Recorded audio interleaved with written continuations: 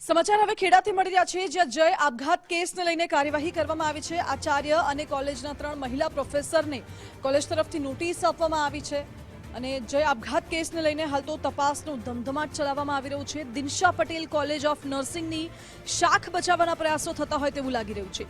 દલિત આંદોલન ઉગ્ર બનતા કોલેજ બચાવ મુદ્રામાં આવી ગઈ છે। 3 દિવસમાં ખુલાસો નહીં થાય તો સસ્પેન્શનની નોટિસ પણ આપવામાં આવશે।